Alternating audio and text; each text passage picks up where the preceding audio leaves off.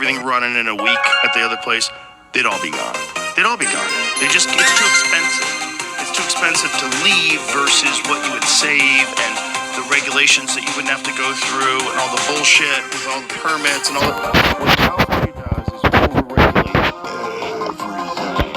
They get as much government involved as possible. They suck as much tax money out of it as possible. I always get my money. And then they still leave the place a mess. They still have homeless people everywhere. It's still a fucking disaster. It's still a woke shit show of virtue signaling at every level of the government. Still. Like, no course correction at all. They're going further and further into la-la land.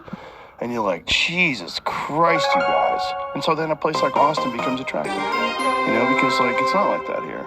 And people are very reasonable. And Austin, the best thing about Austin is it's a blue city in a red state.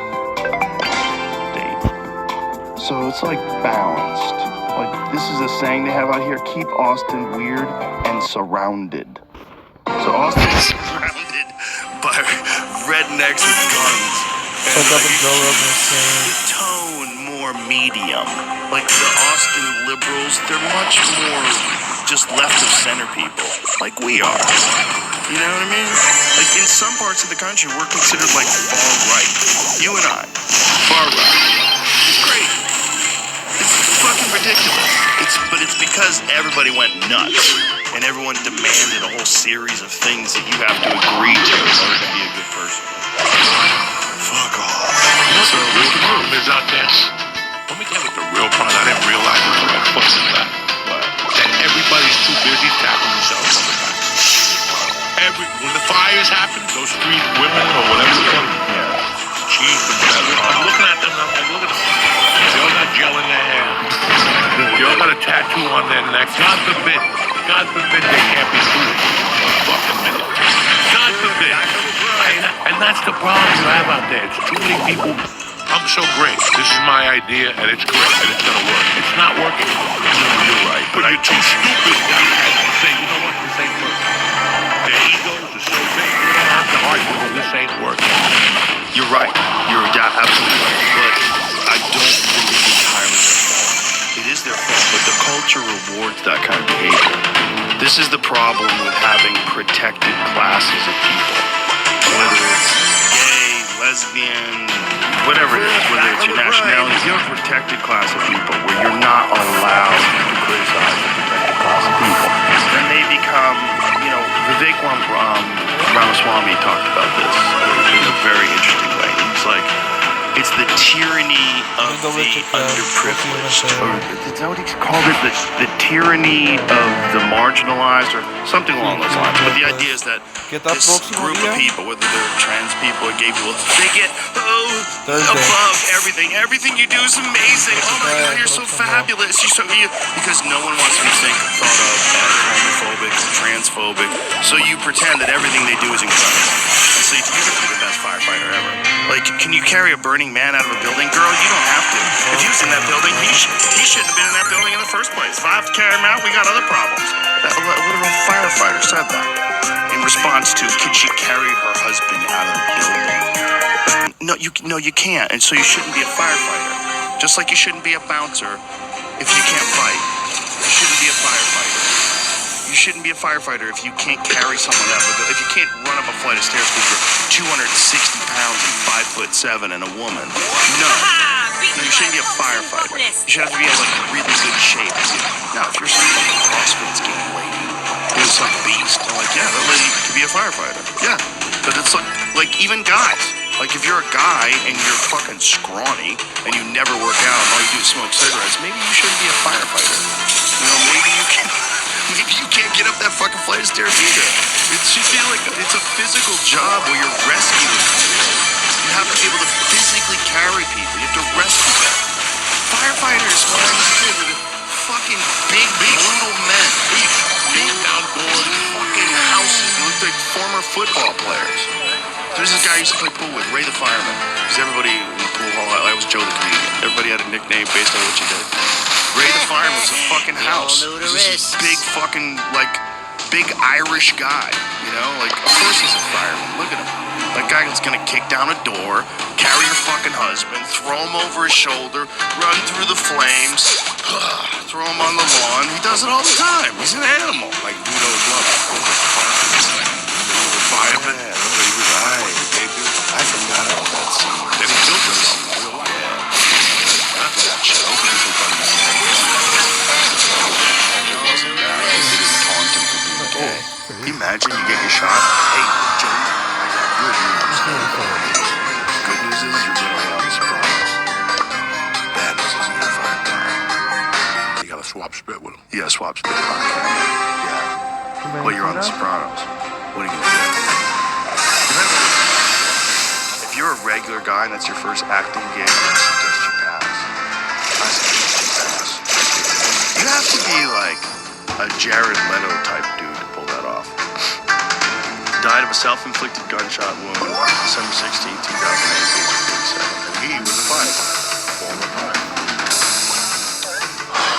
Who knows? I mean, when did he die? How long after the show? Go pull it back up again? Because it just said. So he died in 2008. So the show was running in 2008. Right? Was Sopranos still on in 2008? No. No, it was off by then? No, 2009 maybe? Let's find that out. An Italian guy or whatever, and you go back to the right after the last episode. That's so unfortunate. There's another beautiful thing about the comedy. Fuck if you're gay. Nobody can. Like Tim Dillon. Tim Dillon, he's just one of us. It's just, we're all like the lesbians that come there and hang out.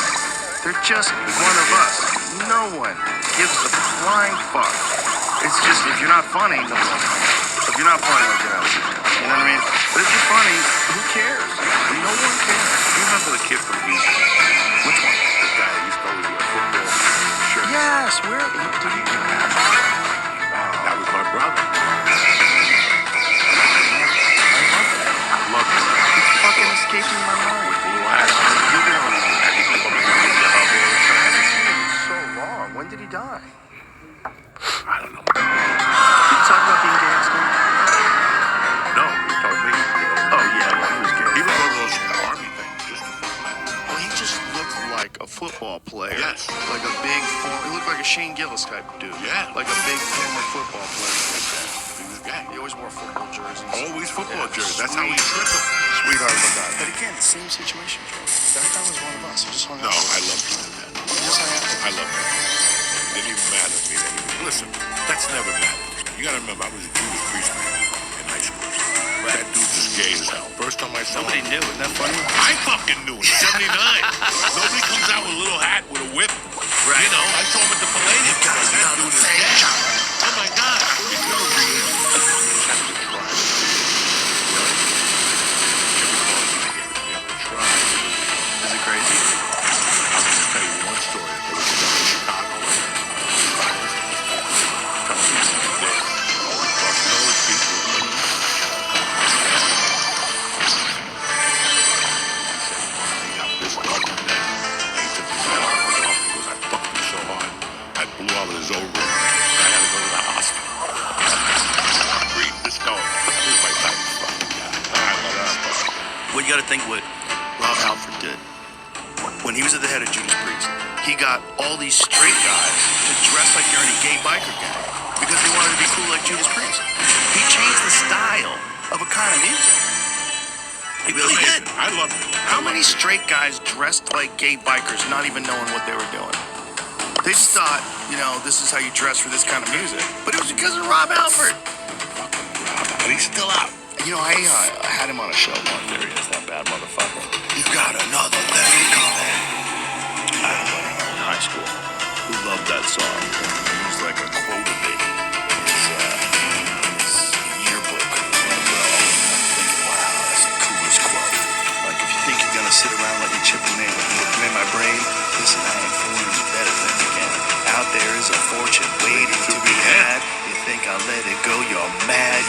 another thing coming. Great album, great shit. That kid never did anything. No. He never left the town. No. So, And here's the weirdest thing about Judas Priest. What?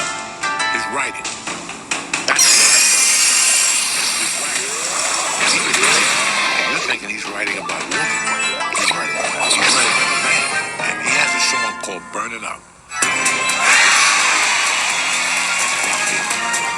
Over the top. I know you feel the same. I know you feel the flame burning deep inside of you. Burning you up. It's called breaking you down. Breaking you out in a cold sweat. But when you lose control of your very soul, your desire takes over. You'll feel the heat wave. You'll answer my way, and suddenly you know that you're burning up. That is a bad mother. When I heard that, I'm like, Let me hear that, Jamie. We'll have to edit this out of YouTube. For the folks at home, please seek it online. Here we go. listen to the way it starts.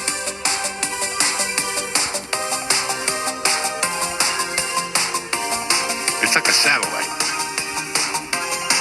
This is back before satellites. Like, before we had modems. Ooh. This is 1980. This is on a Hell-Bent for Leather tour.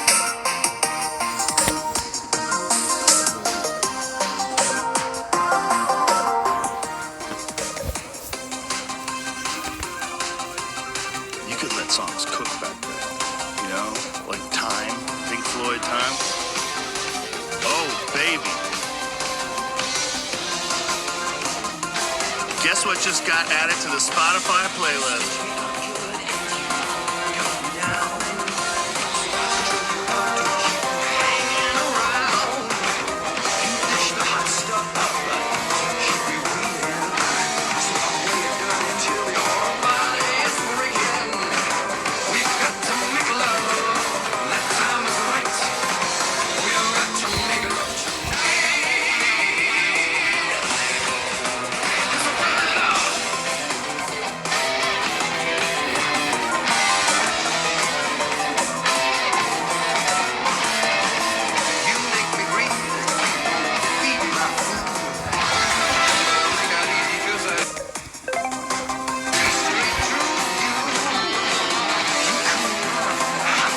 There you go.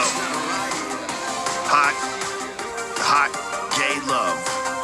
So when I Coming at you. read those lyrics, I'm like, that's the most brilliant fucking thing.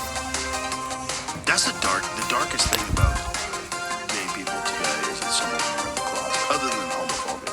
Is that other than there's a genuinely people that hate gays, but that's rare. Nobody hates gays. No, there's It's people that hate gay people. 2025. I can't see you. You know, it's all around us. So if you're still hating,